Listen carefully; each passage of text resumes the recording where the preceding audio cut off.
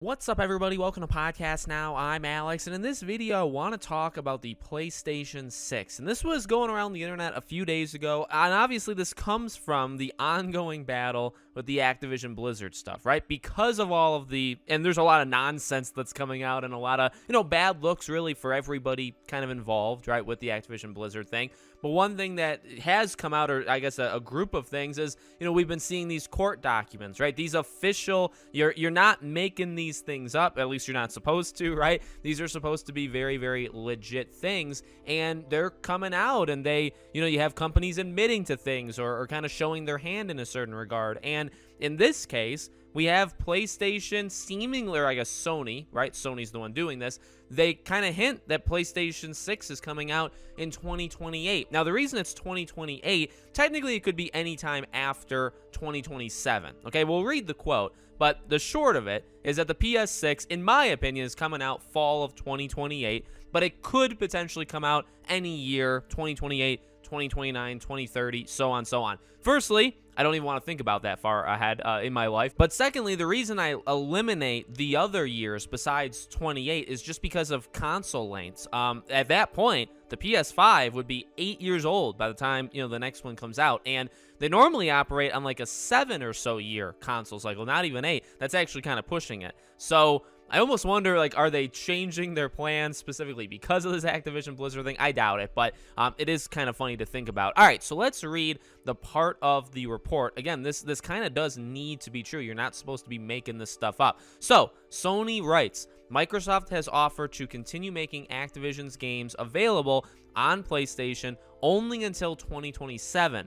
Likewise, in public comments just on October 26, Microsoft said it plans to offer Call of Duty on PlayStation only as long as that makes sense, a period until 2027, or some other possibly shorter time that Microsoft unilaterally determines makes sense to Microsoft is badly inadequate. By the time SIE launched the next generation of its PlayStation console, which is likely to occur around Redacted, it would have lost access to Call of Duty and other Activision titles, making it extremely vulnerable to consumer switching and subsequent degradation in its competitiveness. Now, again, we've seen a lot of silly comments, been thrown around because, and the reason I bring that up, right, is you can argue all day or all night or both if, losing Call of Duty would actually, affect Sony, or if it's the right move for Microsoft, or all of this stuff, right? Everybody's going to have their own opinion. The point I'm making here is really not even talking about all that controversy, right? Let's move that to the side.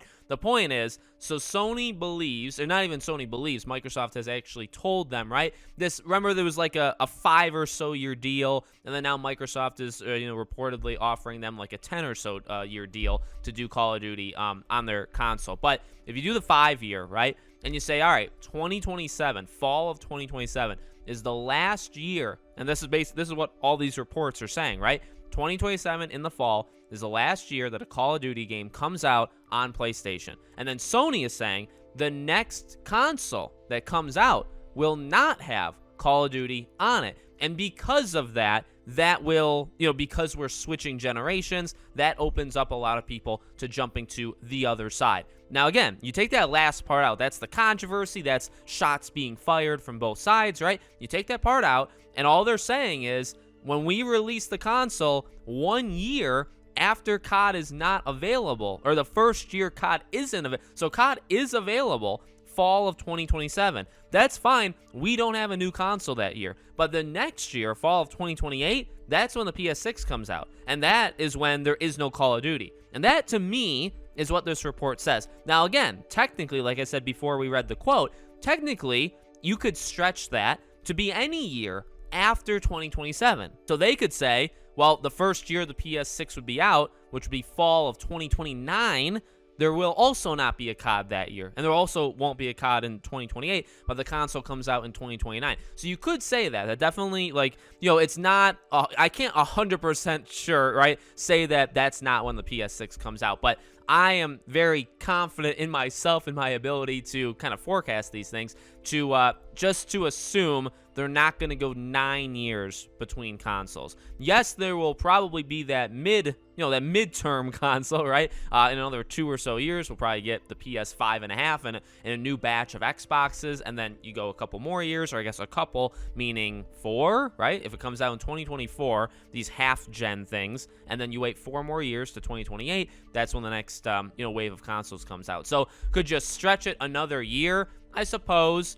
Arguably, you could say that the generation we're in right now, PS5, Series S and X, has it even started yet? You could argue, specifically when it released in the fall of 2020, and with just every game besides like a handful being not next-gen exclusives, you could argue it took a couple years, so it really has been 8 or 9 years since the generation of the PS4. You could argue that, and there's nothing wrong with that, but I just feel 2028 is the time. So putting aside all the controversy, start saving, because in just a short 6 years from now, we'll be having the next generation of consoles. And then that generation probably won't officially get going until 2030 anyway. Let me know what you guys think. Make sure you guys are subscribed. Bell icon turned on so you know when all these videos go up. If you want to follow or support me anywhere else, all my social media, including our Patreon and YouTube memberships, are in the description below. Thank you guys for watching, and I'll see you all on the next one.